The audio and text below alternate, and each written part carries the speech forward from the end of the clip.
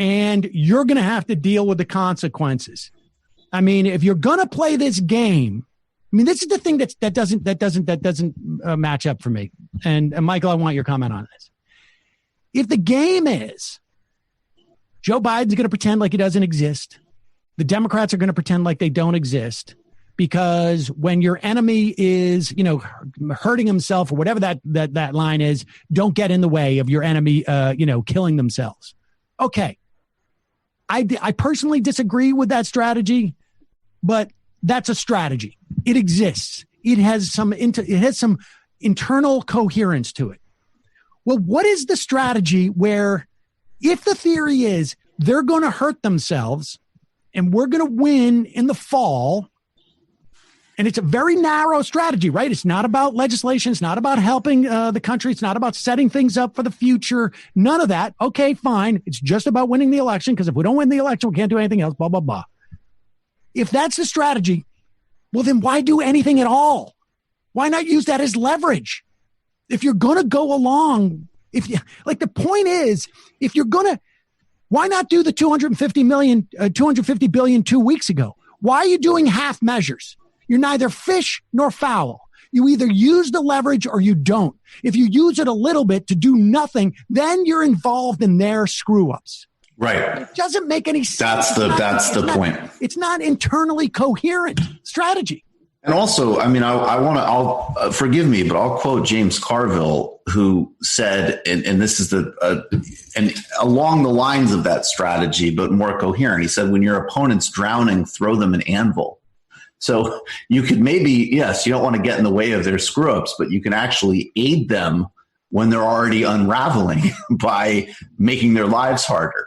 I mean, I just, a couple of points on this. One, what's incredible too, and it does really reflect the asymmetry of power, is that the Democrats are not even, they're not going into mat for basic, food aid, more state aid. The progressive wing is completely shut out of this. I mean, we know that Ilhan Omar and Rashida Tlaib have put forward very important. I mean, there's nothing utopian about giving people $2,000 a month and making sure they don't have to pay rent during a situation like this. That isn't even on the table. And I think that that's important to note. But I wonder,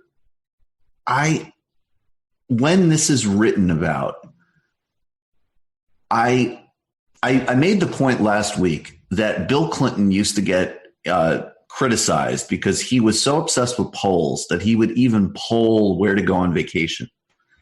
And that was a symptom of how, plastic his administration was. And I said, you know what? Where is that same pollster to tell Nancy Pelosi to not appear in front of a stainless steel fridge with gourmet ice creams? And I really wonder, when you talk about the strategic incoherence of this, there has to be an element that they just are not all on the same page. They must be thinking in terms of dozens of different individual races and thinking, okay, nationally we'll run on some sort of incompetence campaign, but on specific races, we want to be able to say that, this person got 20 million for this particular project or whatever else. I think that the best I could tell from trying to figure out what the hell it is that they're thinking is that they're somehow trying to mash up national incompetence campaign, which is what they love to run against, and then to try to pass enough legislation where individual House members and individual senators can run specific races where they talk about the individual goodies that they got into bills. That's honestly I'm just trying to think, because I honestly cannot piece this together. It's just, I can't piece it together. Pelosi, and it is just the leadership now, because nobody has any input to it. It's not just the progressives. I mean, there's just no input into it. Right. That's why they have kept the voting off. You can't even register a complaint about it. And here's the thing that's happening. Brian Kemp, these other southern states, the reason why they are forcing people to go back to work in certain situations, like the idea, no one with half a effing brain thinks that it's possible to maintain social distancing when you're giving someone a tattoo, or when you're giving someone a haircut, or when you're giving somebody a nail, a pedicure or a manicure. That's not physically possible to maintain 6 feet and do that. This is Brian Kemp and the Republicans in these red states saying, we don't want to pay unemployment insurance. Right. And one of the things that we've been saying over and over and over again is that every time these right wingers talk about unemployment insurance, they keep getting it wrong. Because if you don't have a job, because your boss has shut down the business, you've been laid off, that's when you collect unemployment. If you've been fired, that's when you collect unemployment. But if you don't work by your own choice, you can't collect unemployment. So if your boss opens up their whatever it is, their salon, and he doesn't want or she doesn't want their full staff to come back because they don't have enough people, and surely a certain percentage of people are going to be like, you know what? I don't want to get this disease from either my coworkers or the people coming in. So I'm not coming in. And the boss is like, well, I got news for you. We're open. You're supposed to come in. So when the unemployment office calls me and says, did you fire him? My answer is no. Right. And this is a backdoor way of them throwing tens of thousands, hundreds of thousands, maybe, of people off the unemployment rolls so that the states don't have to pay for it. Yes. I mean, in Florida, we have 1.5 million people unemployed, and they have basically put, 40,000 people on the rolls. Yep. That's why DeSantis wants this. Yep. Same thing in Georgia. They got 1 million people unemployed, and they're putting like some infinitesimally small amount on the roll. They want to eliminate the designation of people being unemployed. And the way they're doing it is saying, come back into your dangerous work situation. And they know that people are going to be like, I'm not. And we also have a situation where OSHA has been completely shut down essentially by the Trump administration. So OSHA can't step in and say, hey, this is an unsafe working situation. Right. He can't socially distance himself if they're working on someone's fingernails or their hair, or they're giving them a tattoo. Right.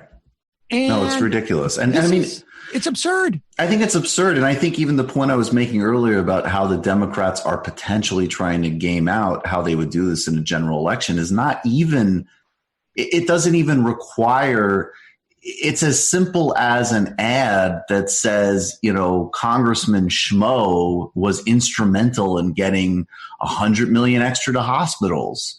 But and the Republicans let this crisis happen. I honestly think it's as simple as that. And even, with the unemployment insurance, you're 100% right. And there's no strategy for that, right? Like, we can fight for extra funds for it in Congress, but then these governors will team up with, various, like the DeVos, operation in Michigan and undermine it. And I don't see an answer. It seems to me, I mean, you know what? I was going to draw the comparison in 2006, but even in 2006, as much as it was run by Rahm Emanuel and it was, right-leaning and garbage, they actually did have a coherent message because they ran on anti-corruption. They don't even have that this time. Yeah. There's a complete absence of it. All right. Do we have that video of the Dr. Oz? All right, let's play that, and then we'll stitch that together later. Okay, Matt? All right, here's that video of Dr. Oz. This is after, remember, they have been pounding the hell out of America about the hydroxychloroquine. All right, so let's move on to hydroxychloroquine. They did a study, a limited study at a VA hospital, and they came to the conclusion it did no benefit, and they still had 19 deaths. What's your reaction to that, since we've all been doing heavy work to find out if this works or not? Pause it. They've all been doing heavy work. What kind of heavy work is Brian Kilmeade doing? Repeating what Donald Trump said. Yeah, we've been doing heavy work on this.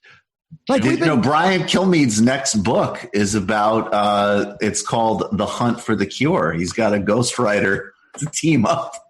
It's like honestly, like how effing diluted. Like he almost said, like we've been doing heavy work trying to promote this for the president, and now it turns out it's killing people. Where are you on this?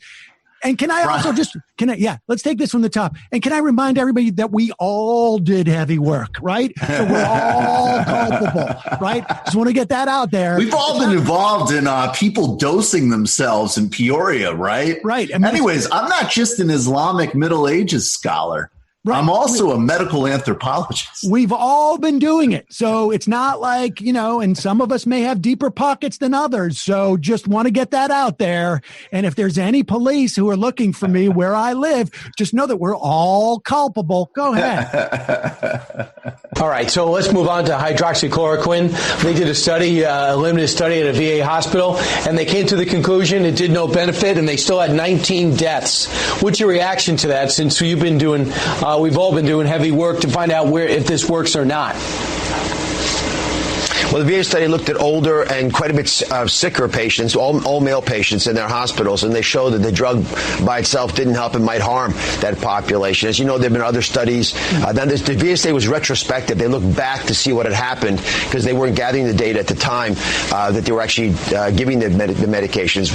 Studies that have done this prospectively, so looking forward and giving it as collecting data as they're going along, like in France, or the randomized trials from China, have shown benefits, but only really when it's given earlier to patients. The fact of the matter is, we don't know. Thankfully, these medications are prescription only, so doctors are desperately awaiting the completion of the higher quality randomized trials.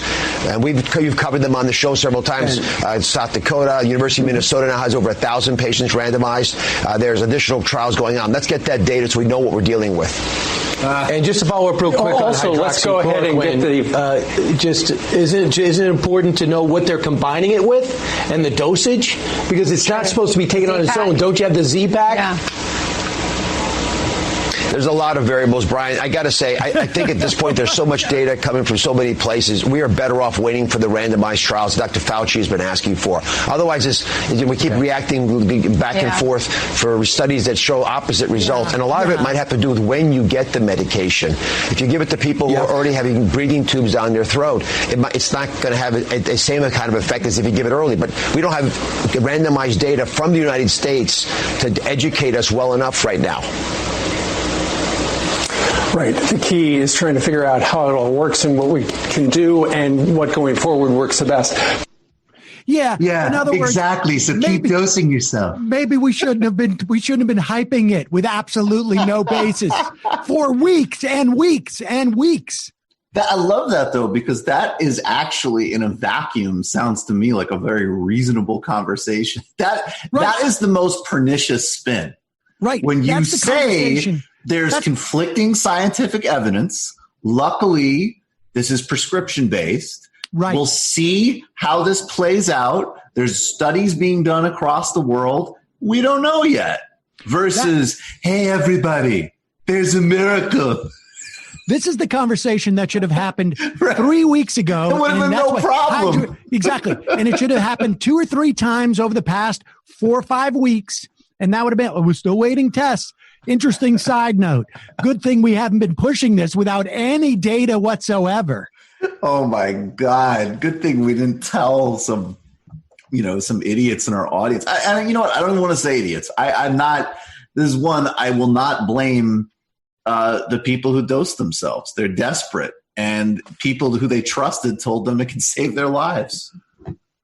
So about 4 or 5 weeks ago, there was a story about the way Fox News was reporting on the coronavirus. Put up my tweet. I responded to this tweet. This is about 4 or 5 weeks ago, right? Let's take a look at this. It's a cold. Yeah, here it is. How right-wing pundits are covering coronavirus. This is in the New York Times. Following President Trump's lead, many commentators have played down fears. And this was, I guess it was March 11th. So a little more than maybe 6 weeks ago.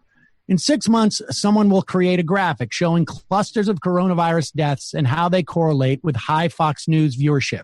Okay, I apologize. I was wrong because someone came up with